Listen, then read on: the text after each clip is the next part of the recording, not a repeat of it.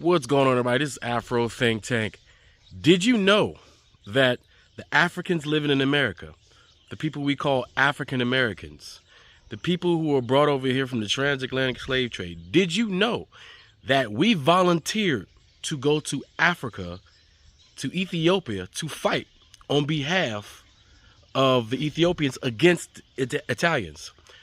It's little known history that African Americans have volunteered to fight imperialism and colonization with their brothers and sisters on the African continent this entire time. We've been doing it. It's just that this is something they don't want us to know. They don't want us to know that we've been collaborating against our oppressors from the beginning.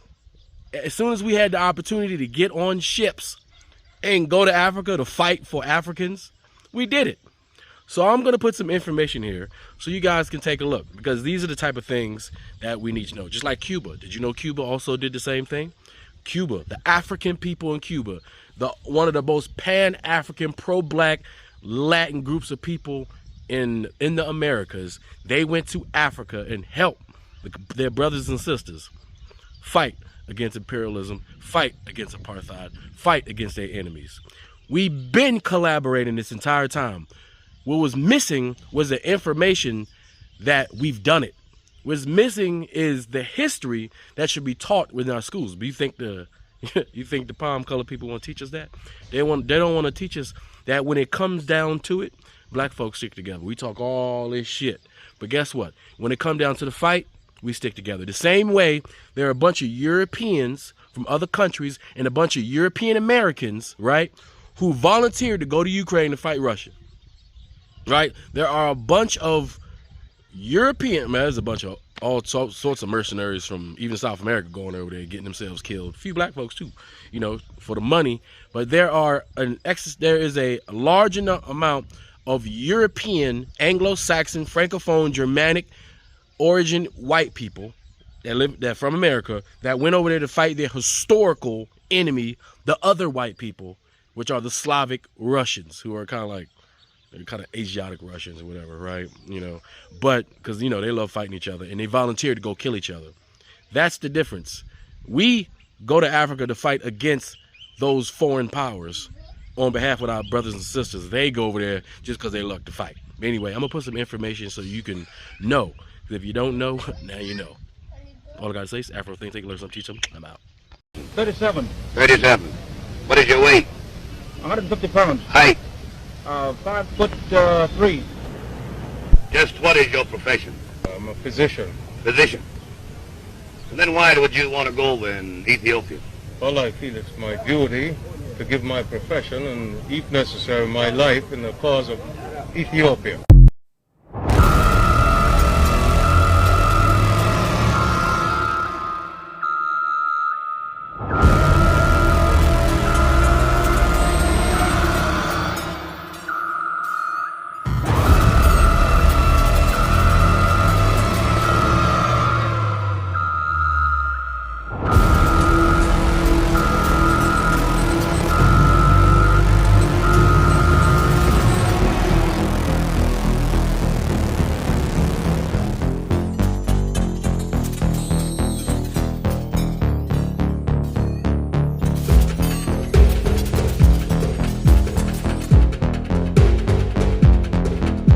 Believe in the unity of all African people, and to separate yourself away from our African immigrant brothers and sisters so you don't have to share any of your resources from your reparations package is selfish, ridiculous, and unnecessary. We approach the issues that affect our people from a global perspective. We need Africa. Africa needs us. The entire diaspora is interconnected and interdependent. We need each other. Yes, there's Africans who don't like African Americans.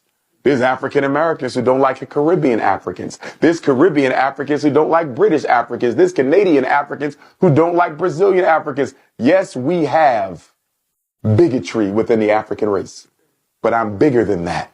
And the Pan-African movement is bigger than that. And we understand that united we stand, divided we fall. To simply answer your question, you don't have to demonize African immigrants. And you don't have to weaponize your American African identity in order to protect your share of reparations. It's an unnecessary evil that was added to the pot that is undoing the relationship between Africans and the diaspora that many of us has been working towards for the greater part of our lives. And I would dare suggest, I don't think it's true, but it's possible. It at least has to be considered whether or not these movements are being financed by anti-African interests. Because these organizations really take off when? Around 2019, which is the year of return, when African governments was reaching their hands out to Africans in the diaspora saying, come home and be with us. I was in Ghana for the year of return celebration in 2019. So you mean to tell me it's just a coincidence that at a time when Pan-Africanism is at its height, these anti-African immigrant groups come from out of nowhere and start attacking and demonizing and criticizing and belittling African immigrants at the very time that the Pan-African movement is beginning to take off again? I wouldn't be surprised if I read a COINTELPRO paper 10 years from now that say that this was financed by the FBI. I'm not saying it is, because I think they would have chose better people to lead these movements if it was a government financed thing. But I'm not going to rule it out. I'm not going to rule out the potential that there's some government involvement in these anti-Pan-African movements. Because let us be clear, the United States government has already spoken. It's been spoken of several times in national security study memorandums that the unification of American Africans and continental Africans is the greatest threat to American foreign interests. This comes from the State Department. The State Department said the only threat to what we trying to do to this world, which is basically dominated, is the interconnected political economic unity of American Africans and African Americans. Not Christianity, not Islam, not this, not that. Pan-Africanism is the only threat America has identified as being a risk to its global agenda. Is that even a possibility that we could... 1975, as Angola moved towards independence from Portugal, the CIA, along with the apartheid government of South Africa, tried to bring down the new Angolan government. At the request of the Angolan president, Fidel sent 36,000 troops to keep the South African forces from attacking Luanda, the capital. For many Cubans, whose ancestors were African slaves, the fight in Angola was a way to repair a debt to history. Ustedes son los del regimiento, ¿verdad? ¿Qué tiempo llevan por acá? No, yo poco tiempo. Poco tiempo. ¿Tú de dónde eres? Santiago. ¿Tú? Santiago. Muchos santiagueros aquí, este regimiento lleno de santiagueros. In 1988, Fidel sent in more Cuban troops for the decisive battle at Cuito-Cuanavale and directed operations from Cuba. The defeat of the South African army drove a large nail into the coffin of apartheid and helped advance the struggle of the South African people.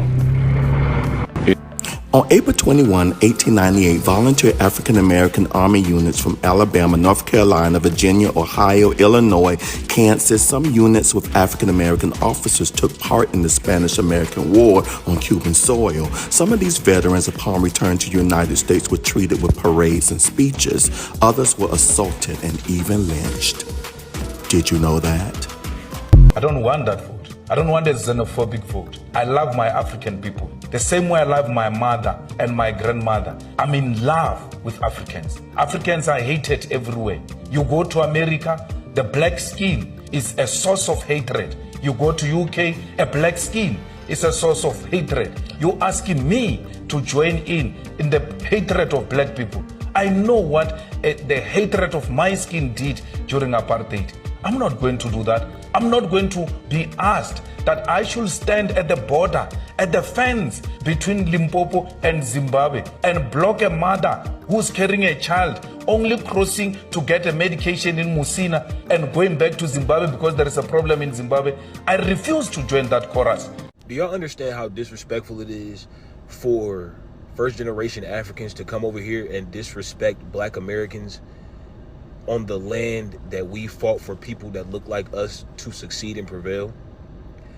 For y'all to come over here and be anti-Black American and try to shit on us and disassociate yourselves with us and just like separate yourselves as if we're scum when our people fought for us, not just African Americans, but like Africans, first generation Africans that come over here to be able to have a normal life and succeed in this country. And for y'all to spit in our face, that's crazy. Like, I don't think y'all understand how wild that is. to say things like, at least I know my ancestors and all of that, and how to trace my lineage back to Africa. And don't act like they don't say that, because there are people that have said that and will throw it in your face in an argument or something. But I'm having a conversation about this right now, and it's just kind of like, whoa. Like, to think that that actually happens. Like, you wouldn't be able to be over here if it wasn't for my ancestors and my people in this country. Shit, if it wasn't for us today and what we do today, what some of our leaders do today, y'all wouldn't be able to be over here. So to come over here and shit on the very people that made it okay for you to be over here is fucking insane. It should be unity at the end of the day. It should just be unity. It should, like what are we going against each other and fighting for?